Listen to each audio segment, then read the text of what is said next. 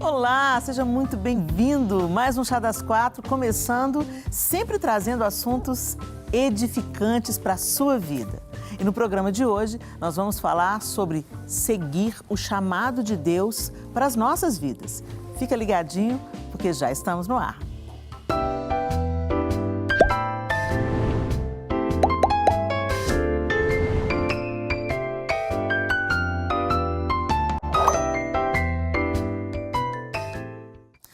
Antes de começar a falar sobre seguir os propósitos de Deus, eu quero te convidar a conhecer a nossa quarta integrante de hoje, Ari Leite. Ariane Leite, a pastora Ari, é sulista, casada há 10 anos com o pastor Giba, com quem ajudou a fundar a primeira lagoinha do sul do país e há 3 anos estão em Belo Horizonte. Formada em psicologia, é pastora, pregadora e autora de 3 livros. Ari é professora do Seminário Teológico Carisma. Junto com o marido, lidera o Ministério UP, de jovens adultos, o campus online da Lagoinha Matriz. Criaram o Ministério Peneirando, que fala sobre relacionamento. Aqui na Rede Super apresentam o programa Na Nuvem. É isso aí, prazer, Ari, te receber aqui. Prazer, Helena. É muito bom estar junto com vocês no Chá das Quatro para a gente falar de um tema tão importante que é sobre chamado, né? Chamado. E a gente quer até ampliar isso, sabe, Ari? Porque eu quero começar esse chá contando uma história para vocês. Há muitos anos atrás, eu estava lançando, há uns 10 anos atrás, eu estava lançando o meu primeiro livro, Da Janela ao Monte. E foi numa livraria, na Livraria Belo, ali que fica numa avenida Silviano Brandão, aqui em Belo Horizonte. Tem uma livraria muito bonita e eu fiz o lançamento lá. E convidei algumas pessoas, era aberto ao público, e algumas pessoas foram para o lançamento e tal. E aí eu estava colocando a dedicatória nos livros e chegou perto de mim uma pessoa e falou comigo: eu acho lindo o seu chamado. Eu acho lindo você trabalhar para Deus. Eu peço a Deus para um dia eu poder trabalhar para Ele. Eu falei assim: o que você faz hoje? Ela falou assim: eu sou enfermeira aqui no São Camilo, que é um hospital que fica na mesma avenida, ali pertinho da livraria. Aqui no São Camilo eu sou enfermeira. E o São Camilo é um hospital de crianças, um hospital infantil. E eu falei assim: como que têm sido os seus desafios? É muito interessante, né? A gente trabalhar para criança, então é um desafio mesmo, porque tem gente que não crê, médico às vezes é muito incrédulo. Essa semana mesmo, Deus foi abrindo a boca daquela mulher. Essa semana mesmo, chegou um menino do interior, num estado tão grave, que a médica falou assim: olha, você vai aplicar isso aí, esse remédio aqui, só para dizer, para ninguém falar que a gente não fez nada, porque não há esperança para essa criança. E essa moça que estava falando comigo, que foi encarregada. Então, ela foi ministrando aquele remédio no soro e ela foi orando por aquele menino. 2 aninhos de idade. Senhor, eu não conheço esse menino, mas o Senhor conhece. Oh, Deus, faz ele viver só para a vida nesse menino, para ele viver, para te conhecer, para glorificar o teu nome, para honrar o teu nome, para honrar o Senhor. E ela começou a orar. E aí a médica viu ela orando, ela estava orando baixinho e tudo, mas ela viu que a médica estava orando. E a médica ridicularizou porque ela estava orando. E ela falou assim: olha, eu creio que Deus pode. Ela afirmou diante da médica: vocês são uns ridículos. E a médica saiu de perto. Resultado, aquela criança reagiu àquela medicação e ficou boa e voltou para a cidade. Na mesma semana, ela chegou no início da semana, ela saiu no final da semana e era no sábado, o dia do lançamento. E eu falei assim: você está me dizendo que você não trabalha para Deus? Nossa. Ela olhou para mim assim, meio assustada. A gente tem que parar de pensar que o nosso chamado, ele se reduz à igreja, ao corpo de Cristo. Vão existir aqueles que vão edificar o corpo, vão existir aqueles que vão ensinar, vão existir aqueles que vão pastorear, e vão existir aqueles que vão anunciar o evangelho, que foi de fato que Jesus mandou a gente fazer, discípulos. Então você está no lugar da morte, você é um agente da vida.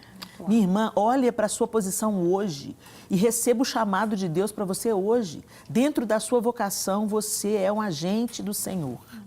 E ela falou assim: eu nunca vi o que eu faço para a glória de Deus. Eu, como não? Você foi a intercessora, a agente da vida na vida daquele menino. E ela ficou surpresa e feliz, e eu mais feliz ainda, por estar sendo um instrumento de Deus para fazer ela enxergar aquilo. Então, vamos começar falando sobre isso. O que é o chamado de Deus? Você pode falar para a gente, Ari? O que é o chamado de Deus para você?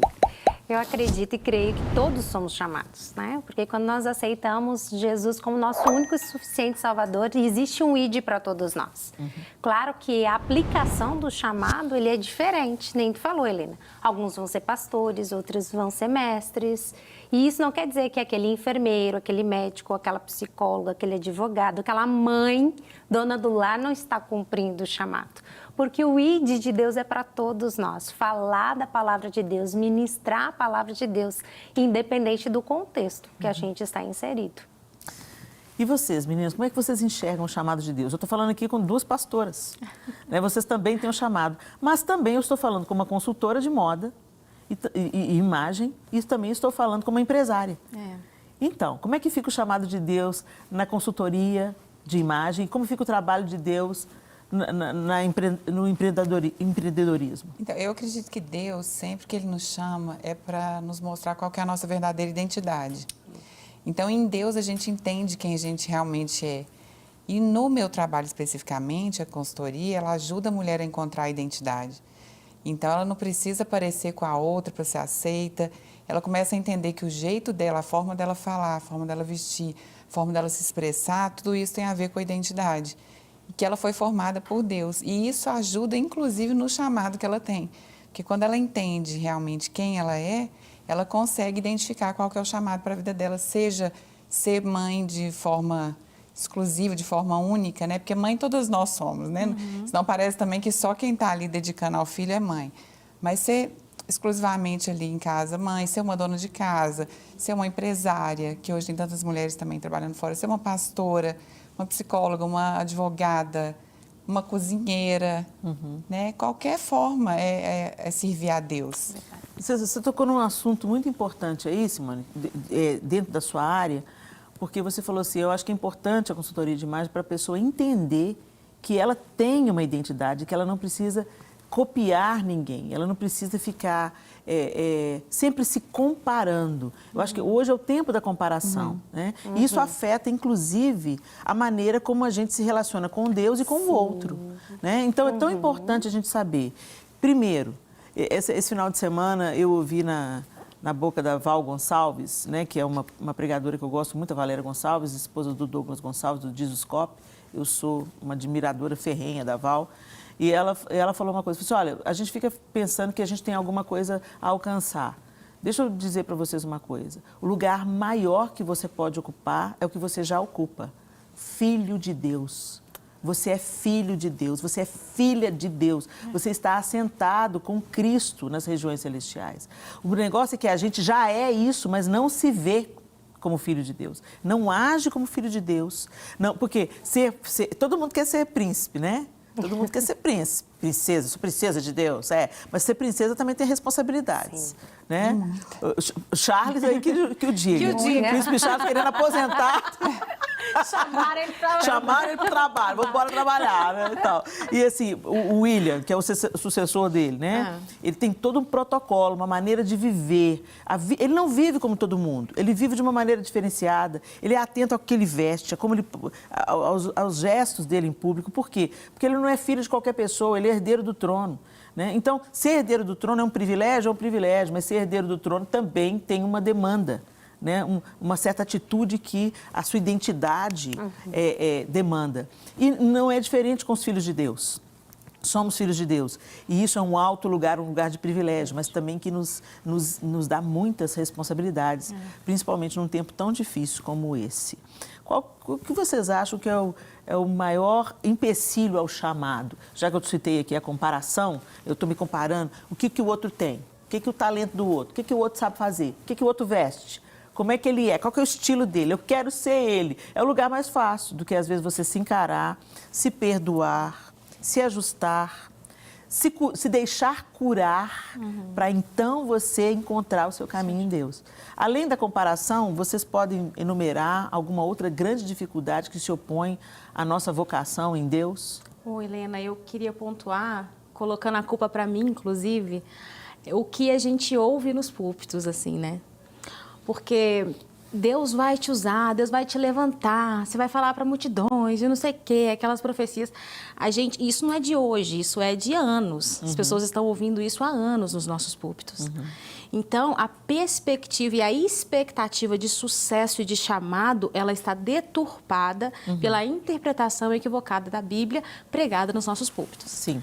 Se nos nossos púlpitos nós pregássemos mais o fato de sermos filhos e as implicações disso, e ponto final, sem ficar idealizando um lugar X de ser conhecido, etc e tal, eu acho que nós teríamos mais facilidade de aplicar e de ver o chamado de uma forma mais integral, como a Bíblia própria diz, que Jesus reconcilia consigo todas as coisas. Não é a vocação do pastor, da missionária. Jesus reconcilia consigo todas as coisas e todas as coisas são para Ele, né? Então, eu acho que, dentre as outras coisas que vocês vão falar, eu gostaria de pontuar o que nós temos ouvido nos nossos púlpitos há muitos anos, infelizmente. Antes de eu ouvir da Simone e da Ari, nós vamos colocar mais uma mulher no bate-papo, agora conversando online com a cantora e compositora Hadassa Pérez. Vamos lá? Ei, Hadassa! Olá, tudo bom? Tudo bem, minha querida? Boa tarde. Boa tarde. Como é que você está? Tudo bem? Tô bem, graças a Deus. Graças a Deus. Você está ouvindo o nosso papo aqui, não é, Hadassa? E você é Tô cantora e sim. compositora. A gente sabe que também na sua área de atuação há uma competitividade muito grande, há uma comparação muito grande.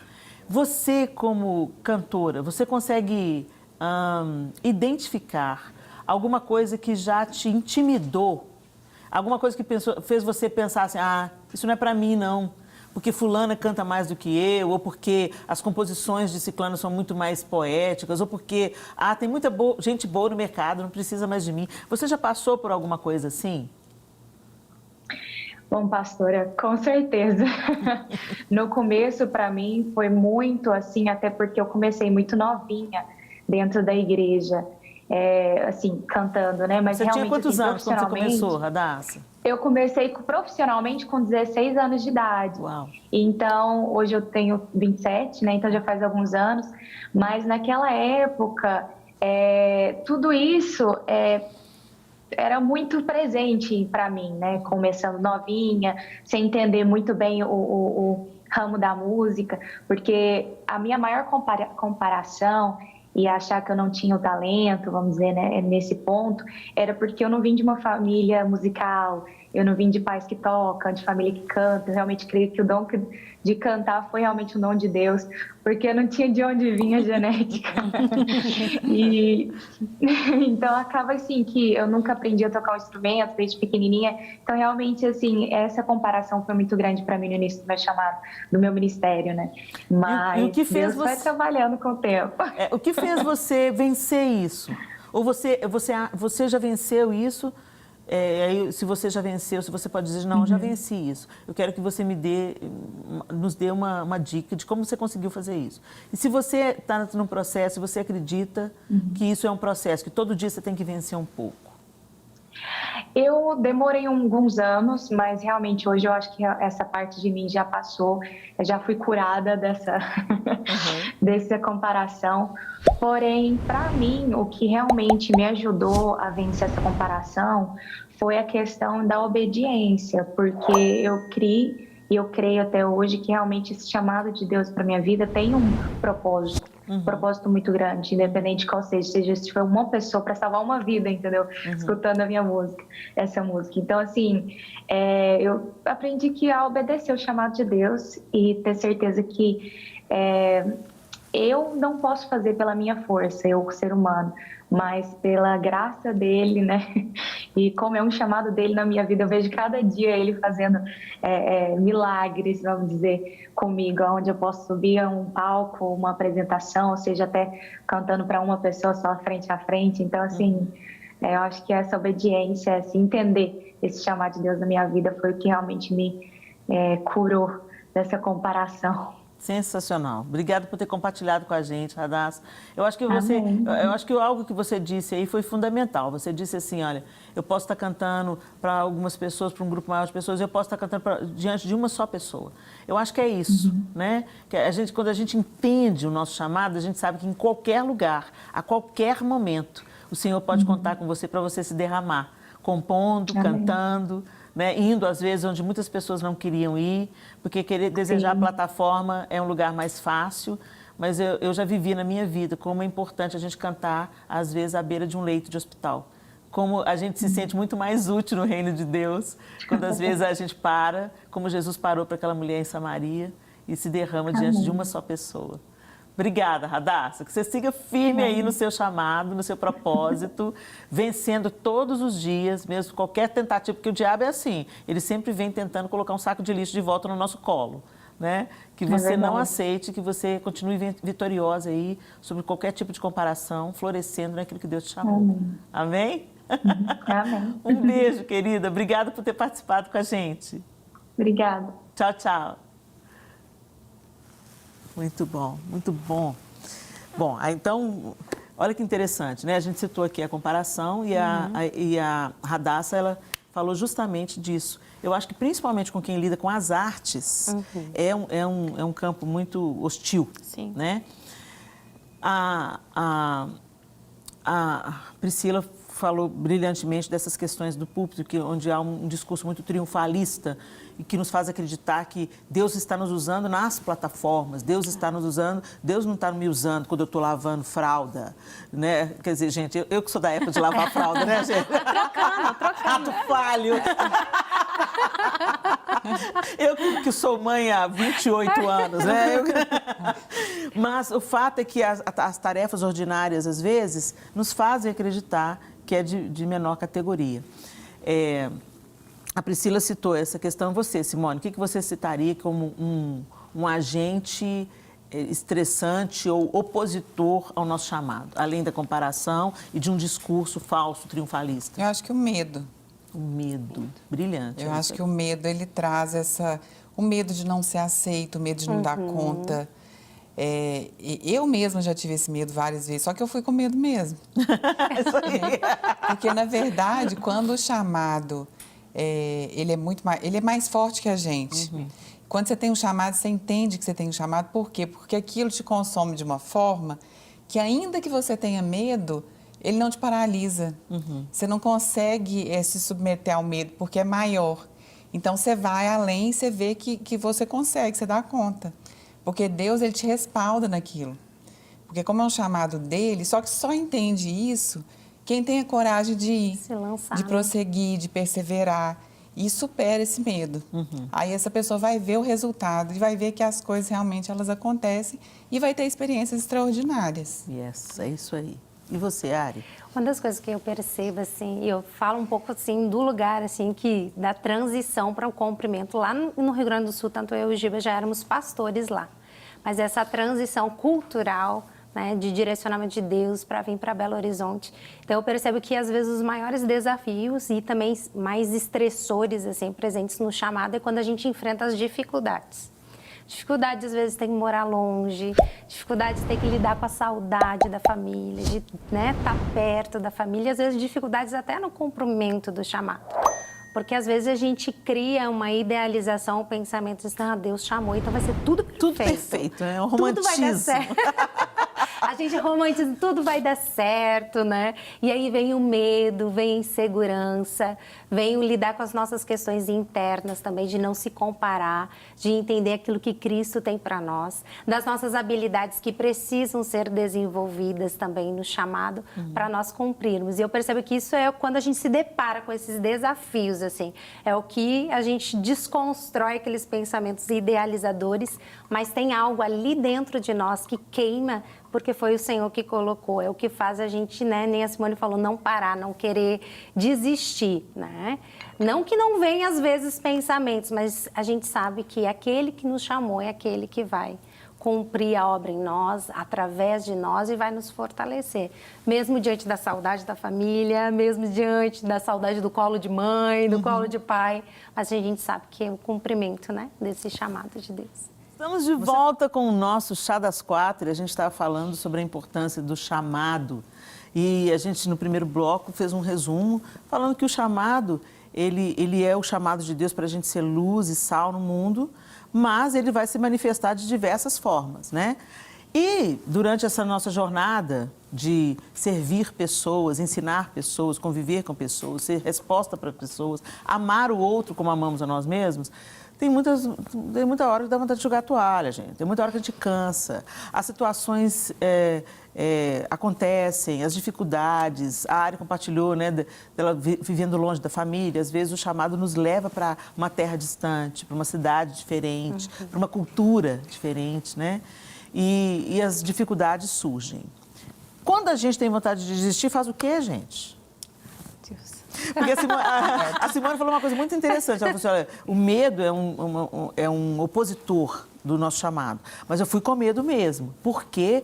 Porque a chama queimando dentro de mim era muito maior do que o medo. Então, mas tem um momento que parece que essa chama está apagando. O cansaço, a exaustão, a decepção.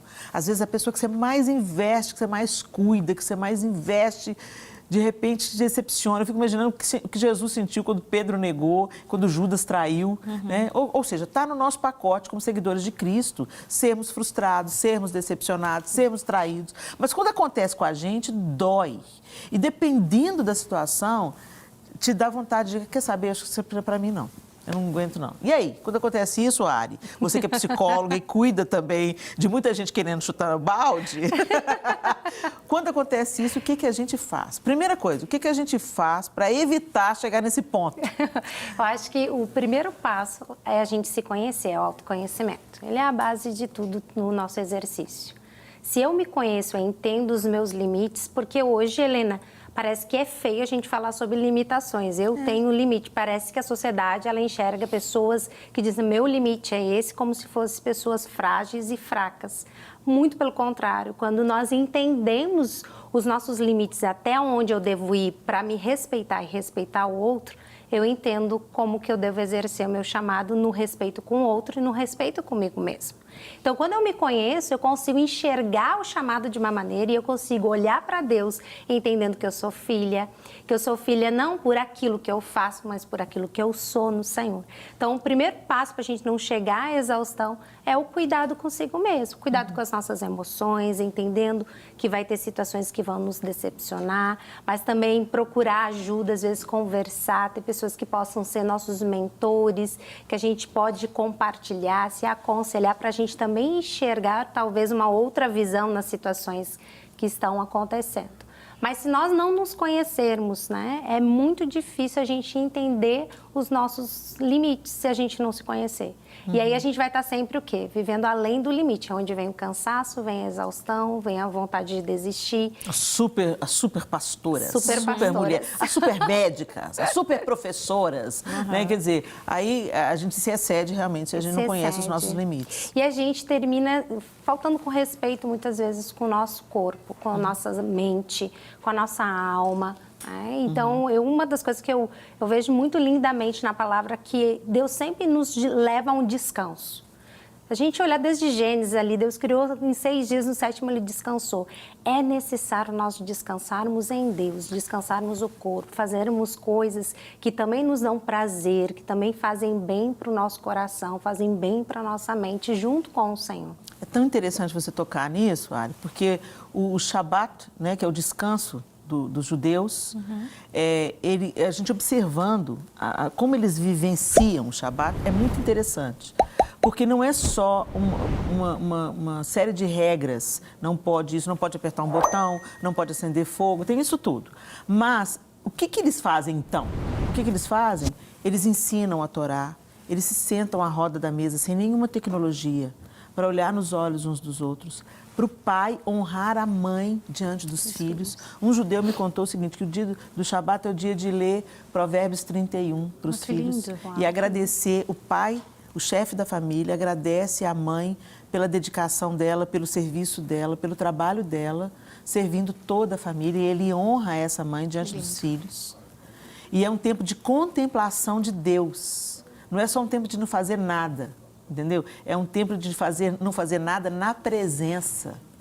Um tempo de não fazer nada diante da palavra. Um tempo de não fazer nada trazendo à memória o que dá esperança. E nessa vivência, as pessoas vão se curando semanalmente. Né? Eles fazem uma festa, gente, que parece um jantar de Natal. Então, eles vão para os hotéis, às vezes, e eles dançam, e eles cantam na virada da sexta para o sábado, né? No outro dia, tá aquela bagunça, teve muita comida, igualzinho dia 25 de dezembro nas nossas casas, né? É para eles no dia seguinte do Natal, do Shabat, né? No Shabat. Então, a gente perdeu isso. Até no domingo, que seria o dia do Senhor, a gente se ocupa de uma série de outras coisas, inclusive no trabalho para o Senhor, mas não nos aquietamos diante dele. E esse cansaço, ele vem disso. Os que esperam no Senhor renovam suas forças, correm e não se cansam, caminham e não se fatigam. Eu convivo com a Edmeia Williams, a gente vai para Israel com um grupo de mulheres todo ano. E eu fico vendo a Edmeia, tem 78 anos. Ela coloca todos nós no chinelo. Ela anda na frente, ela é vivaz, ela é animada, ela é alegre e ela tem uma saúde total. E eu fico pensando, gente, de onde que vem essa disposição? Aí um dia a gente foi para o Mar Morto, vamos tomar banho no Mar Morto? Ela, não, eu estou lendo Oséias.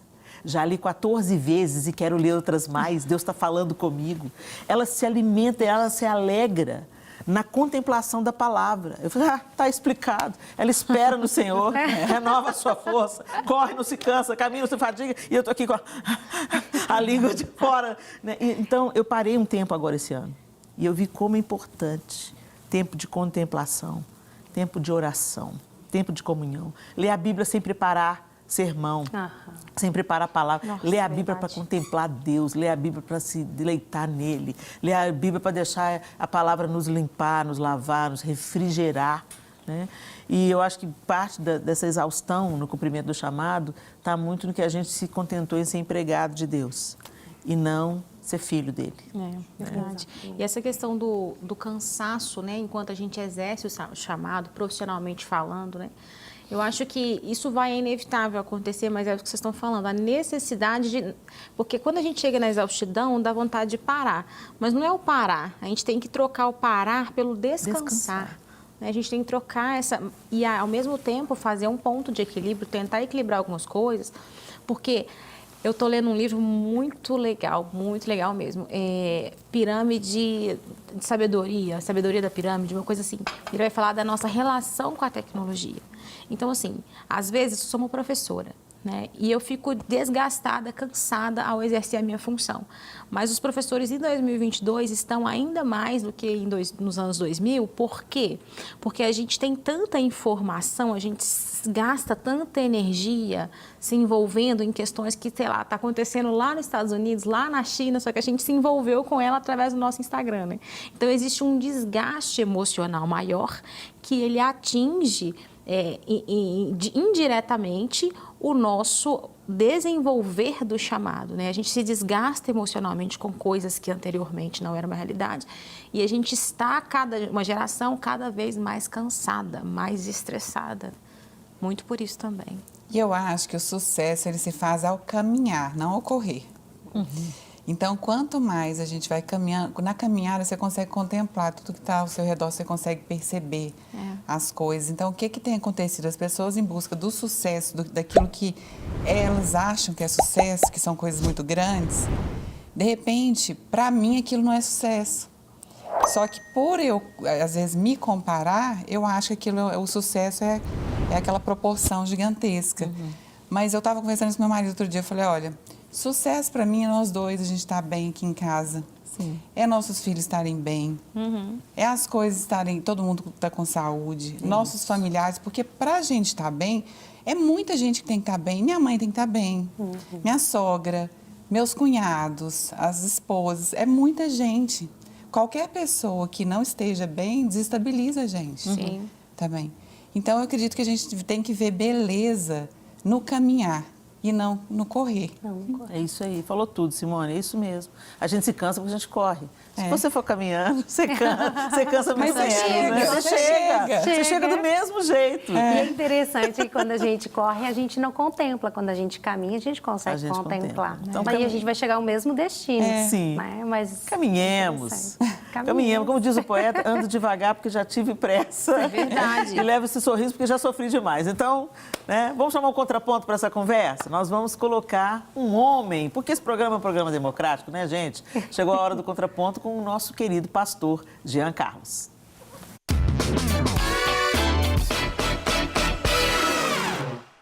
Olá, pessoal da Rede Super, obrigado pela oportunidade de falarmos um pouco sobre o que é o chamado, como eu penso o chamado. O chamado, quando falamos de chamado, de vocação, é uma maneira de nós falarmos a respeito do nosso propósito, ou seja, do propósito para o qual Deus nos criou. Cada um de nós tem um chamado, tem uma vocação. É verdade que existe um chamado mais coletivo para a igreja, por exemplo, que nós temos que fazer discípulos, né, em todas as nações, nós temos que falar do Evangelho. Isso é um chamado mais coletivo para a igreja de Cristo.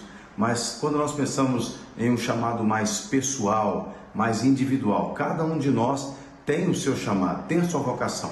Ou seja, nós somos criados para cumprir um propósito, para funcionar dentro da perspectiva do reino de Deus, exercendo algumas coisas que Deus nos chamou a exercer e nos capacitou ou nos capacitará para fazermos aquilo. Por exemplo, eu e minha esposa temos o nosso chamado pastoral. Nós temos a convicção que Deus nos chamou para cuidarmos de pessoas. Então, Ele nos chamou ainda no Brasil, para servirmos no Brasil. Começamos servindo em Igarapé, numa cidade de 30 e poucos mil habitantes na época. Servimos ali, cumprimos ali o chamado do Senhor na nossa vida como pastores. E depois o Senhor nos comissionou para cumprirmos o nosso chamado em Portugal, na Europa, onde nós temos servido as pessoas e temos cuidado das ovelhas do Senhor, as quais Ele tem colocado sob o nosso pastoreio. O chamado de uma pessoa, ele não é para exaltar aquela pessoa ou para destacar aquela pessoa. O chamado é dado por Deus a alguém para que aquela pessoa, ao cumprir a sua vocação, o seu chamado, ela aponte para Deus, ou seja, ela conduza pessoas a Deus. Então, cumprir o chamado é um privilégio para todos nós. Aliás, ter um chamado, ou seja, fazer parte do projeto de Deus na terra para a vida das pessoas, é um grande privilégio. Portanto, cumpra o seu chamado. Se você ainda não sabe qual é o seu chamado, busque em Deus, busque em oração, comece a perceber a maneira como Deus quer te usar, porque cada um de nós foi criado com um propósito, com um chamado específico, e nós precisamos prestar contas desse chamado, porque haverá um dia em que nós estaremos diante de Deus para prestarmos conta do nosso chamado. Eu oro para que cada um de vocês que nos assiste possa responder sim ao chamado de Deus e trazer alegria ao coração de Deus, como Jesus disse em João 15, cumprindo, produzindo muitos frutos através do seu chamado para a glória de Deus. Amém. Através do seu chamado para a glória de Deus. É muito importante isso que o Jean colocou, porque hoje quando a gente conversa, por exemplo, com alguns jovens, e vamos supor, usando o exemplo da Radassa, que é cantora e compositora, né? Você pergunta para um menino, às vezes, que está ali cantando no louvor, né? Nos adolescentes, na igreja local, você pergunta para ele assim, qual que é o seu sonho, qual que é a sua, né? Como é que você vai dar andamento aí ao seu chamado, né? E os meninos, os projetos deles estão um pouco equivocados, talvez por esse discurso triunfalista que você colocou em muitos púlpitos, se é ensinado, Deus vai te colocar diante de multidão, não sei o que, né, e tal. E eu conheço pessoas extremamente frustradas porque elas não conseguiram gravar um CD, um EP. Hoje, né, tem tanto jeito de você colocar a música aí na internet e tal, mas teve gente que se frustrou porque não conseguiu fazer um trabalho assim para se tornar notório ou para ir mais longe, né? Não que isso seja errado, mas quando a gente foca apenas nisso, nós nos desviamos do chamado verdadeiro, genuíno. Porque se você tem um dom de compor e de cantar, você pode fazer isso na sua igreja local, você pode fazer isso em lugares onde as pessoas necessitam de uma ministração específica. Você pode fazer isso com crianças. É tão interessante quando você chama um músico, por exemplo, vai tocar no culto principal, culto que bomba, a galera tá lotando, tem um pregador de fora, aí aparece 10 guitarristas. Aí precisamos que você toque guitarra hoje no culto das crianças. Ah, não, chama fulano. Ah, não, eu estou ocupado. Ah, não, não sei. Isso mostra o coração que não é chamado coisa nenhuma. Tem muita gente que está fazendo do púlpito uma plataforma para se autopromover. Porque se eu estou querendo agradar a Jesus, eu vou querer agradar a Jesus e servir a Jesus onde Ele quer ser servido e não onde eu quero servir. Se eu não estou apta para pegar uma vassoura e limpar um banheiro, eu não estou apta para pegar um microfone para pregar para as mulheres. Eu tenho essa consciência dentro de mim que foi construída por uma escola, né, de caráter cristão que foi diante do trono na minha vida, e eu honro muito os meus líderes, a Ana Paula, que viveu isso com a própria vida, o Sérgio, que também nos ensinou isso. O chamado é sobre serviço ao outro e não serviço ao seu próprio ego. Isso. Então, a gente não podia terminar o programa sem falar isso. O chamado é aquilo que você faz para a glória de Deus e para servir o próximo. E não para servir ao seu ego, não para se autopromover. Ah, mas Deus pode te levantar, Deus vai fazer o que Ele quiser. E ainda assim, não se esqueça, porque o mesmo Deus que exalta é o mesmo Deus que abaixa a sua bola, entendeu? Para não te perder. Ô, Helena, você falou uma coisa tão interessante, que o chamado, ele é uma resposta. O seu chamado é uma resposta para mim. O meu chamado é uma resposta para Simone, o chamado da Simone é uma resposta para a Ari. Isso nos faz eclésia, isso nos faz corpo, comunidade, Nós né? precisamos uns dos Porque outros. a gente precisa um do outro, a gente precisa do chamado um do outro. O meu chamado, aquilo que eu tenho, é resposta para a sua falta. E aquilo que te falta está na Helena. E assim sucessivamente, né? A palavra fala que Deus deu uns para profetas, outros para apóstolos. Aquilo ali está restrito a um contexto específico, mas aquilo ali é completamente abrangente para todo o universo, assim, vamos assim dizer. O funcionamento do corpo de Cristo, todo o funcionamento, né? Então, quando a gente tem essa consciência, fica um pouco mais leve, né? Até se frustrar. Fala assim, nossa, hoje não, cansei mesmo, estou cansada, mas eu encontro resposta quando eu chego na internet, coloco uma pregação, a Helena está pregando, ela fala assim, gente do céu, melhorei, estou aqui melhor, né? Aí, de repente, nossa, gente, essa roupa não está dando certo, aí eu vejo a Simone falando assim, não, mas combina isso com isso, eu vou no meu guarda-roupa, tá lá, tem aqui. A gente precisa ter essa consciência, eu acho, assim. Às vezes esse cansaço, a gente mesmo busca ele, né? Porque eu acho que se a gente tiver essa ideia, não, deixa eu caminhar aqui, deixa eu ver até onde eu posso ir. Antes, a gente antecipar esse cansaço, não precisa chegar à exaustão. Nos ministérios, em tudo. Então, hoje eu tenho visto pregadoras, pastoras, estou falando no caso das mulheres, que são as que eu mais acompanho, mas e mulher, geralmente, ela tem muitas funções em casa, elas dizendo muito não, que eram coisas que não aconteciam antes. Para poder ficar com a família, para, às vezes, não viajar tanto, né, não ficar tão exaustivo, a ponto de chegar uma hora e não aguentar mais. E é esse equilíbrio, né? Esse equilíbrio entre o cuidado com o outro e o cuidado conosco. E só existe um chamado porque existe o outro, né? Porque existe o outro clamando, o outro que precisa... Então, é interessante que o chamado não é para nós, é para o outro, né? Através de nós, Cristo vai nos usar para abençoar, para restaurar, para curar a vida das outras pessoas. Através de nós, para que aquelas outras pessoas sejam abençoadas. E o chamado não tem ligação, que hoje, né, falando de tecnologia e mídias sociais, tem muito essa ligação. Teve desempenho, sucesso no chamado é porque chegou a tantos engajamentos. E a gente menospreza aqueles começos que Deus está fazendo e a gente menospreza aquelas coisas onde ninguém está vendo, mas o Senhor está vendo. E é importante a gente entender que mesmo depois de muito engajamento, mesmo depois de... Quanto mais engajamento, mais responsabilidade com o individual, né? Com o cara a cara, com o bastidor. mais responsabilidade, porque mais pessoas podem tropeçar sob a sua influência. Então, que Deus nos ajude. E eu quero terminar esse programa falando algo importante que o pastor Jean falou, né? Se você ainda não sabe o seu chamado, então busque de Deus e escute o que as pessoas dizem a seu respeito. Não despreze o que as pessoas dizem, porque às vezes na boca do outro você está tendo a resposta do seu chamado. Puxa, você escreve tão bem. Uau, Simone, quando você combina cores, você acerta em cheio. Puxa, você organiza bem, você é bom com finanças. Uau, como você ensina com tanta graça. Valorize aquilo que as pessoas dizem a seu respeito que você faz bem.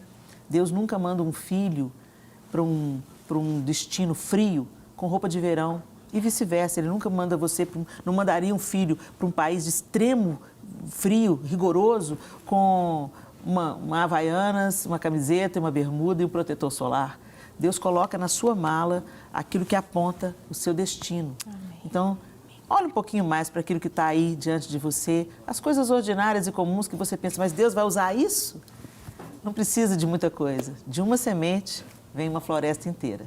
Obrigada pela sua participação. Obrigada, Ari, por estar com a gente. Foi delicioso esse Chá das Quatro. Obrigada, Pri. Bom demais. Né, tá aí substituindo a Isa, gente, que está de licença maternidade. Obrigada, Simone, pela sua observação sempre pontual. Obrigada a você que ficou com a gente até agora e a gente espera ter servido você através desse Chá das Quatro. Até o próximo, se Deus quiser.